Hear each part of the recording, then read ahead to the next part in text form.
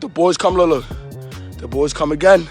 Yeah, it's no more free Dougie B, but it's soon be an RIP. Ah, yeah. It's no more free Dougie B. I'm talking like that. What am I? What am I talking like that? What am I? He right there. Where? He right there. Don't run! Touch me, you heard? So we still on the know, like, word of my mother, word to my life. Around 11:30 Sunday night by the corner of East 178th Street and Webster Avenue in the Bronx, police say two men pulled scooters up next to a cab Medrano was taking to a recording studio. They then shot him in his head and chest. What up, gang? Back with the real. You know what's the deal. The gang wars with rappers in the hood never stops. And the Bronx has been paving the streets with the blood of youngins wildin' and acting reckless on live. I'm talking not giving a damn about any life, filming themselves, riding around the block, lurking, and running down on ops to wanting to murk their own family member. It's crazy out there, especially with Bronx rapper K Flock, who we're gonna focus on today. Everything I just said is under the rapper's resume of savage shenanigans, and it gets even worse. Let's chop it up and break down his growing list of beefs and his mentality that anyone can get smoked anywhere, anytime. The Bronx is known for having their legends in the rap game, from Fat Joe to KRS-One to Remy Ma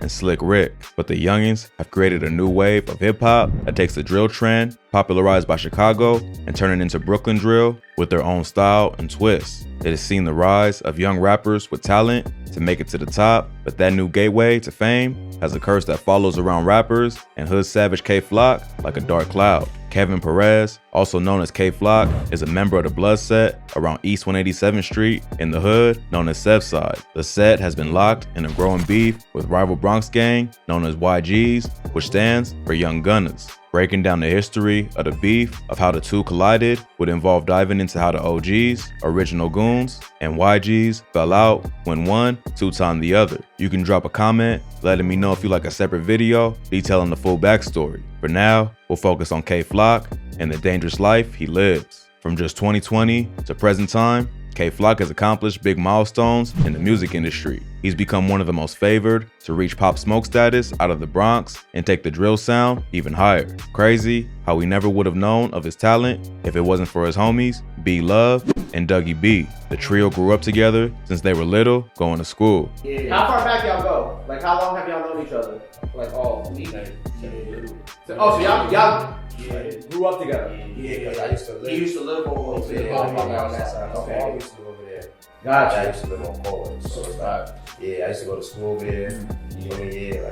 But B Love had a thing for rapping first and pushed K Flock to hit the studio and pursue the rap lane so they can all blow up and not be tangled up in the street life they were living. In this interview just shown, where he says when he got home, he's actually referring to being free after finding himself behind bars. This was also where he really changed his mindset to pursuing rapping when he got out and encouraged Dougie B to do the same after both were behind bars together at one point. Flock doubled down on his mindset, releasing one of his first ever public tracks titled FTO in May 2020. The song was a remix to 22G's Blicky Gang freestyle and instantly set him on the path to gaining recognition on the mic. His buzz rose up the ranks, releasing back-to-back bangers like Op Spotter featuring B Love with a viral dance for the track, Speed Racing featuring B Love, and Brotherly Love featuring B Love and Dougie B that took them into the spotlight. So when this record came out, obviously it blew up.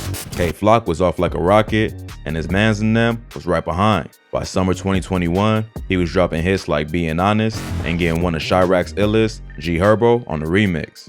K Flock had it, the cadence, the emotion, the bars, the flow. He had everything to be the star he was becoming, but his street habits and lifestyle were like a part of him he couldn't let go. That's who he was, and it was seen in everyday life.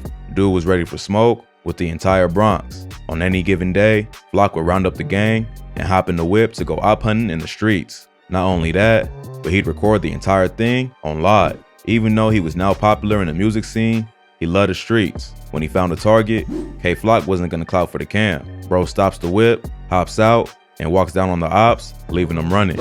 That alone should tell you, this man is the real deal Holyfield. His drill raps are because he actually drills. This ain't Bob the Builder. This is K Flock, the driller. He right there. Where? He right there. Don't run, nigga!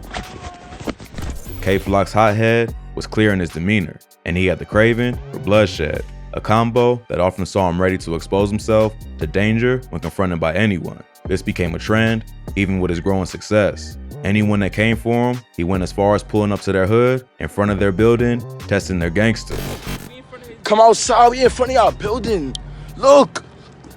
We in front of our building.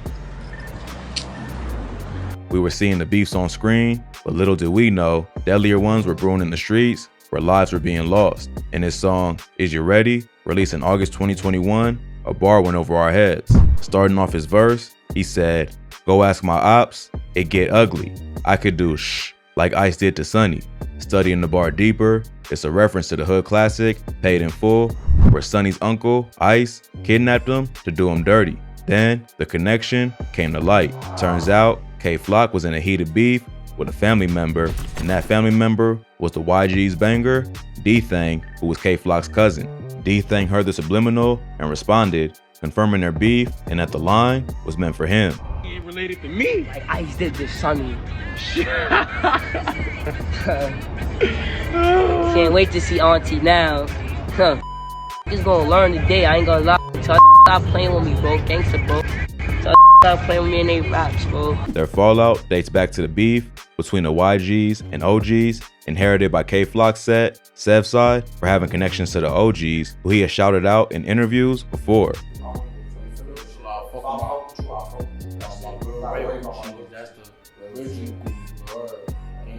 I F's with my real OGs. That's the original goons, gangster. But what persons didn't know was that casualties were occurring behind the beef. This dates back even further, but in relation to K-Flock and D-Thang, a central point was K-Flock associate Jerry and Elliott, also known as J-Rip. J-Rip was caught lacking by his ops on July 2021 around 3:15 p.m. on East 187th Street near Prospect Avenue in the Belmont section when they hopped out the whip, pointed the strap, and let off shots. J-Rip was hitting his leg and chest multiple times while outside the Angels Cafe with another friend that dipped and got away.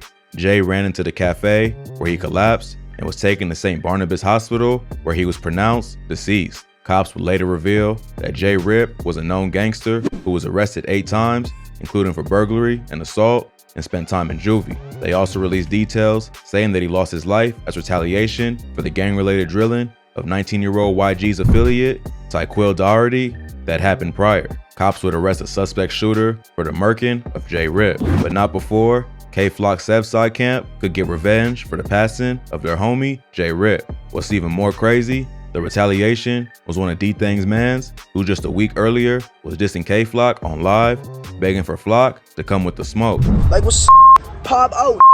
Yeah, yo, K-Flock, pop out right now as we speak, nigga. Wanna make sure. He got his request just hours after J-Rip was murked. The Giveback was swift and gruesome of Ramon Gil Medrano, also known as Rod G's. Reports state he was on his way to a recording studio when he got. Around 11:30 Sunday night by the corner of East 178th Street and Webster Avenue in the Bronx, police say 2 men pulled scooters up next to a cab Medrano was taking to a recording studio. They then shot him in his head and chest. Both K-Flock and D-Thang taunted each other on live, dissing both of their fallen mans.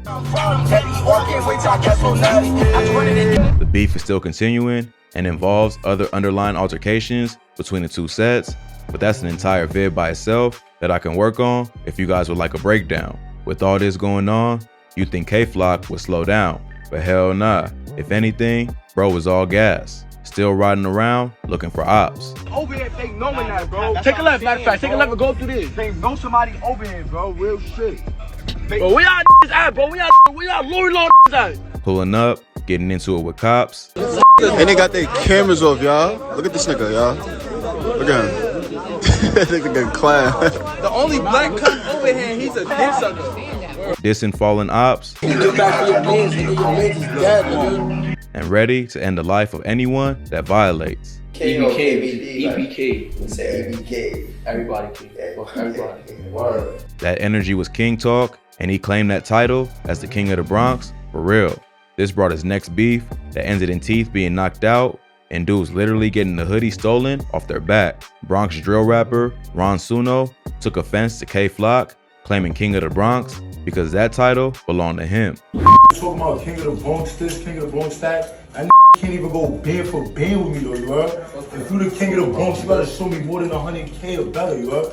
And talk about drill this, drill that. I don't gotta do no drills, so I got gonna do that for me, respectfully. Remember? The two went back and forth, throwing jabs at each other online. The beef escalated from online to in person when the two and their crews saw face to face at Rolling Loud. It was an all-out brawl that had even security in the mix, throwing hands, trying to get control of the situation. Jaws was getting rocked left, right, and center. After the brawl, both sides took to online in typical modern-day street code to win fans to their side as the victor in the battle. Both sides claiming they beat the brakes off the other side. First, Flacco's homie said he was falcon punching dudes. When y'all see his mouth, tell him to take a picture of his mouth right now. I knocked him out. Me, Sticky, I knocked him out. Then, Suno's man said he was the one unleashing the clothesline from hell on the opposition. Y'all niggas is running around with security. Security is fighting for y'all, and y'all running. Stop running. It was one big back and forth, saying who was capping and who was doing the beating. Both switched to picture mode to taunt the other side. Ron Suno claimed he knocked some teeth out and had the injured knuckles as receipts. K-Flock said him and his team gave Ron Suno the smackdown. Ron Suno says his crew of 4 deep whooped Flock's crew of 30 deep. K-Flock's homie shares a pic of him putting a 300 Lil Reese combo on someone with a yellow Ford. Ron Suno's homie pulls more receipts, tells Dougie B to come get his bloodied hoodie after they done him in. Dougie B switched things back to video mode to clear his name. Fuck LPT, fuck Strucker. Ron Suno followed, dropping a lengthy video clowning Block's crew. Yo, got busy. How you gonna say you beat me and I got all We just got bro? busy with these I got on my hand. Yo, bro, we went busy on y'all. I got on my hand. Bro, they was running, bro. Luckily, no one lost their lives to this one, and hopefully it ends before that happens. K-Flock has a good thing going with music, even performing in front of thousands at Rolling Loud. Hopefully, he can let the street life go and focus on making music for the streets. He's had enough losses to let it get in the way of his wins. It might be too late though, as not too long ago, he posted his cryptic message to his IG, hinting that he may be going to prison soon. If so, it's free K-Flock till it's backwards. He's too good a talent to lose it all to the streets. Don't forget to subscribe to the channel. Catch you all in the next one. I'm out.